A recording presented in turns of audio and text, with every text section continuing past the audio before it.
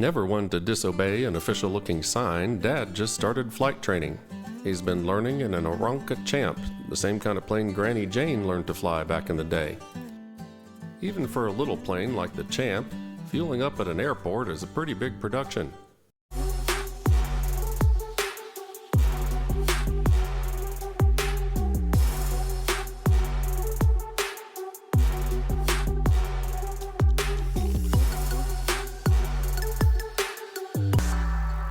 Seems kinda disproportionate just for 2.5 gallons of avgas, but that's aviation for you.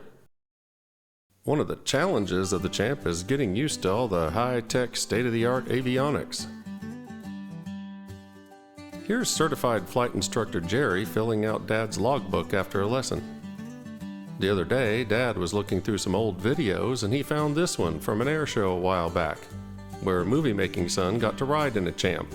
And who was his pilot but CFI Jerry? Jerry didn't know it, and probably doesn't want to advertise the fact that he's been a member of the Barn Find family for almost 12 years now.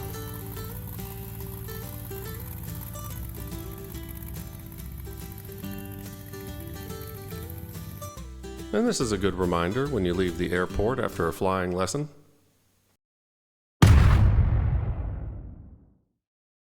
The place where Dad's taking his flight training has maybe the coolest barn we've ever been to. They don't just teach folks how to fly Champs. They're also one of the few places you can go and learn how to fly a warbird. There's something about these big round engines, the way they sound, the way they cheerfully throw oil all over the place. Looking at these big old birds up close makes some of our airplane parts seem like little kids' toys. Movie-making son took his camera up inside the C-45. He went straight up to the cockpit and let us have a look inside his head to give us an idea how he sees things. Movie-making son is about to head off to film school for some book learning. If books are a thing at film school. Probably the coolest plane in this coolest barn is the T-6. If you flew fighters or dive bombers in World War II, this is the plane you would have flown your advanced training in.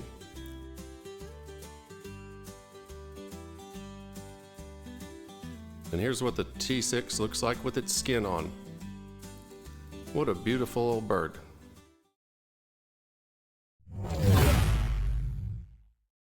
One of the reasons we haven't posted in a while is that we have a bunch of projects going on all at once. As we say down on the farm, lots of irons in the fire, but none of them at a very good point to show what we've been up to, or where we're going with it. So here's some sneak peeks of what's coming up in our next few videos.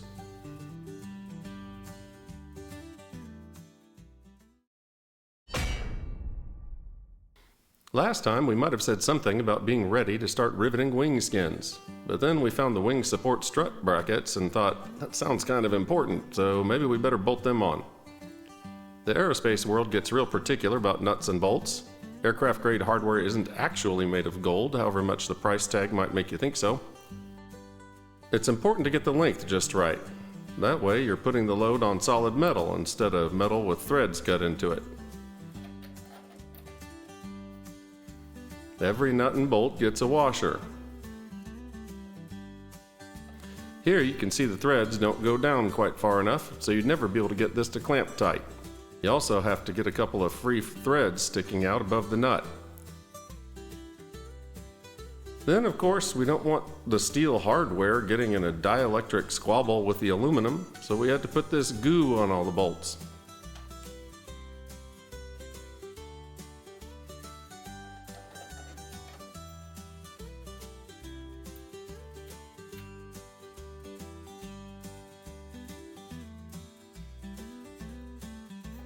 So let's see if we got this right. You snug up the nut in, well, Dad, you have to set the ratchet handle to tighten.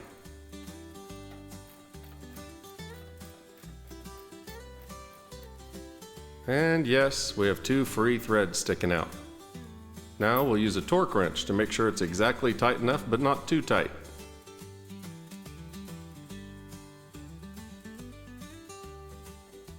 Time for the next bolt. But it doesn't want to go in. Just bash it in with a hammer, right? Well, no, that's not the best idea. Instead, let's use a ream to cut the hole the exact right size. Now it goes in without any hammers or bashing. Mechanical daughter pointed out we didn't use dielectric goo on some of the other nuts and bolts, so she went back and redid the ones from before. So now we've got the strut brackets, but they're going to need slots cut in the wing skin to stick through. First, we make a pattern for the slots and line it up with the rivet holes. And here's the same kind of setup to get the hole for the fuel tank vent in the right place. Yeah, fuel tank vent lines, forgot to mention them or film them, but here they are. Now we transfer the slot pattern onto the main wing skins and use the Dremel to make the world's horriblest noise for 10 or 15 minutes.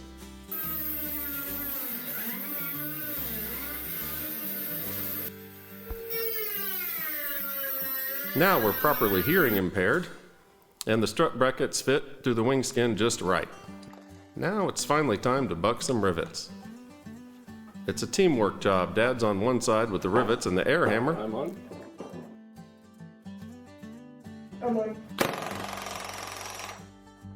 And daughter's on the other side with the bucking bar. What does it do?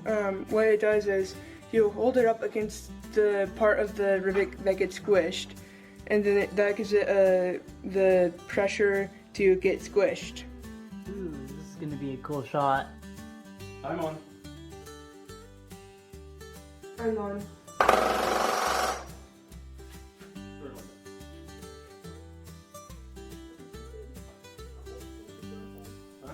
Every once in a while you get a bad rivet and you have to drill it out. Part of the rivet is still stuck on it, basically.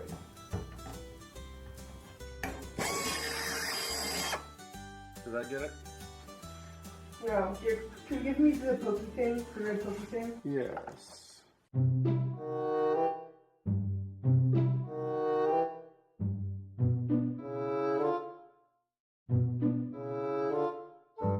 Do you have the slightest idea how little that narrows it down?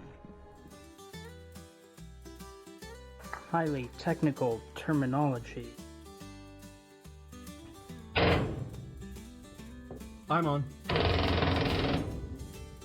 That looks good.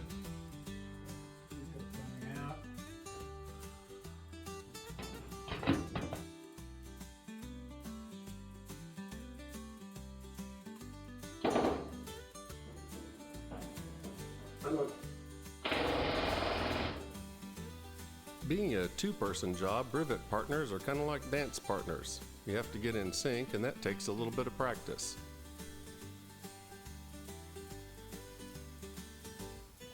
I'm on. This side looks good. Yeah, it's coming out better doing it that way. Are we getting the hang of this? We're getting the hang of it. Okay, we're gonna have to figure out a way to screw it up now. Another tricky bit of the rivet job is getting into this space in front of the main spar. Most of the way along the main spar, there's these nice big holes to reach up through, but here, where the wing strut bolts on, the main spar is solid. Mechanical daughter had been contorting her hand to get up in there with the bucking bar when she noticed a bunch of extra holes, almost as if Pops had planned for an inspection panel here. Well, that'll come in handy, so let's bust out the horrible noise tools again.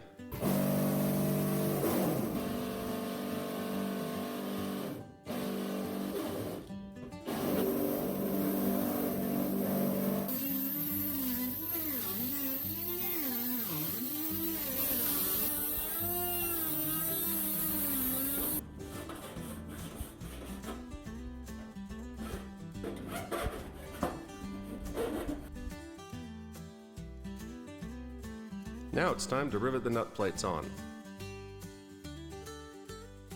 Luckily, Uncle Ray was on hand to show how we can use the latest virtual AI composite masking tape technology to hold the rivets in place and do them all at once. Uncle Ray, who refused to be part of this video. We wanted to remain anonymous. So now we've got a nice inspection panel to reach into this otherwise inaccessible space, and it's back to riveting. We've still got quite a few more rivets to do, so we recruited Pops to come out and hammer some rivets. Dad's working the other side with the bucking bar. Even sped up like this, you probably get the idea this is kind of a repetitive job. Fortunately for Pops, today was Father's Day, so he got rescued by a friendly call from Uncle Arthur.